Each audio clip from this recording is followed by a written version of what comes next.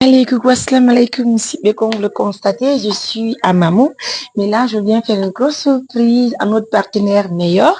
notre Nenadia mondiale, Nenadia de Bruxelles, elle est là. Assalamu alaikum.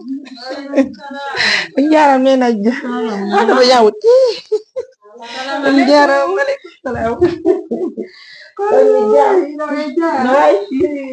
No ay fi ɓuyi alhamdulillah ɗon e jam jantung alhamdulillah mi hewti e jang onolle ɗon e jang on barmali alhamdulillah Dieu merci awa o wawi muñegol ko waɗi ko yallama yallo ɗen alhamdulillah elle est mise en amour là je vous présente notre Nenadia mondiale elle est El Hadj Aïssatou Bruxelles hein. C'est elle qui a construit les mosquées là. Oh là là, ça fait plaisir de venir chez elle, en tout cas, de vous la présenter officiellement. Alhamdulillah. On y jam. Hi, alhamdulillah. Sina Fatundeji. Yarlama yallo. On tora munyagol na. Yarlama yallo den. Ono le do jam. Alhamdulillah. Ko yalla gol Fatundeji di ko nani. Awa. On kadi yo Allah ko baraji yarlinti gongo ya fo fati be fo enen kadi yo Allah ya fo so jettita en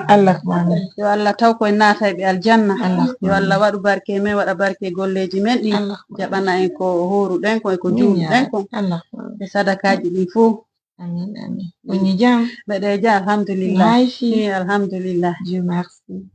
hello mes amours à chaque fois on a mis Nenadia Hadj Aïssatou Bruxelles donc c'est elle qui est là il a kameden fenno saydo la Guinée yewti yande kameden musibe don andi haray koto mabbe no fati kameden kindiya badi adi kon taw en yaldi be fat nene yo Allah yafu fati be yafabe inde président ton inde mo jobere men inde partenaire be fo Nenadia men to rek yallo na awa yallama yallo fati benna yallama yallo den ɗon jam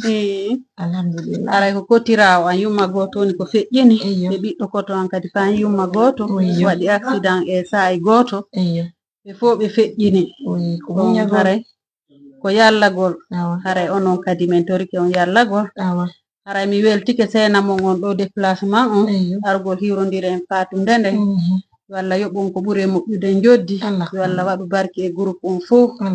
yo Allah hokku en kala ko nafata en yo Allah dandu en ko lorrata en yo Allah waɗu barke e golleji ɗin fof yo Allah hokku en ko laaɓi dagi ko itten sadaka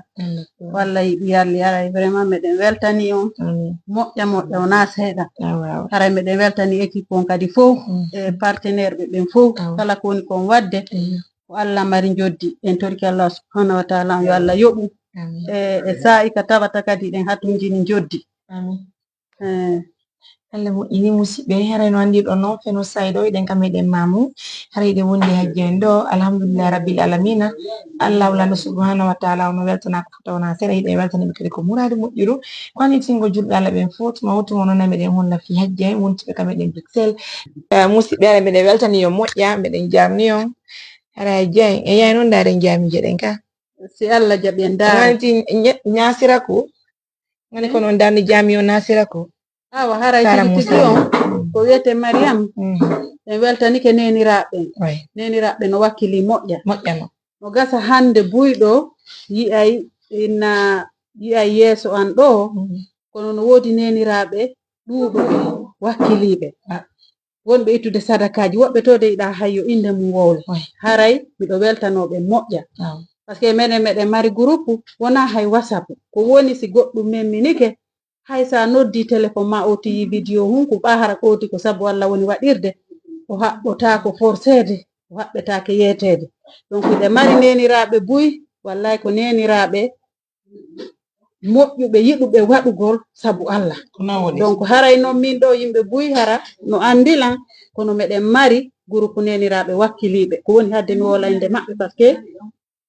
min e maɓɓe min yewtidali kono haray ɗo weltanoɓe moƴƴa neniraɓe buy no woodi somiɓe woni ɓe wadde ko moƴƴi haray ɗo weltaniɓe haray noon Allah no andi fi ɓen hay sen wola ɗo fi maɓɓe Allah no andi fi maɓɓe haray yo Allah yoɓa zuriyaji ɗin haray tigi groupe on yo Allah naɓɓirmo yeeso yo Allah hokku en ko laaɓi dagi ko waɗen sadaka haray e ɗi sayji ɗo fof kadi hiɗen wiya alhamdulillahi rabbil alamina nde tawno joni neniraɓe buy andi wona darnugol tum cuuɗi ma ɗum sooda otoje ma kange ma piiji mara joni jama on alhamdulillahi rabbil alamina neniraɓe joni no waɗude si heɓi mburnogay ittay 10 waɗa sadaka mawɗum si heɓi temedere ittay 50 wallahi ko machallah yo Allah yoɓu ko ɓuri moƴƴude e joddi yo Allah naɓir ɗum ɗo yeeso ɗum ko haray on fof on weltanama e batte golleji ɗin fof yo Allah yoɓu on ko kanko mari joddi yo Allah yoɓa zuriyaji ɗin waɗa barki e golle ɗin fof ɓeyda ñande wo moƴƴere muɗum on jarama na albarka na mesdames, messieurs, vous l'avez vu, n'est-ce pas? En tout cas, elle est hyper gentille. Elle soutient toutes les activités de l'ONG. Et puis déjà, elle fait partie maintenant de cette organisation parce qu'il faut reconnaître que dès qu'elle voit une activité, dès que quelque chose se passe, elle est là. Elle fait partie des premières personnes qui appellent pour diriger l'ONG, pour nous guider, pour dire Mariam ce qu'il faut faire, ce qu'il faut faire. Donc en fait, elle est devenue notre maman en fait. Elle fait partie de nos mamans dans cette organisation. Donc ça fait plaisir de la rencontrer en tout cas ce soir. Donc je veux passer une parfaite soirée avec elle. Merci de la fidélité, merci de l'accompagnement. Ne vous inquiétez surtout pas, je veux passer avec elle, Inch'Allah, visiter quelques chantiers de nos activités, Inch'Allah. Et pourquoi pas aussi elle-même, elle va voir ce qu'elle a donné, c'est normal. En fait, on a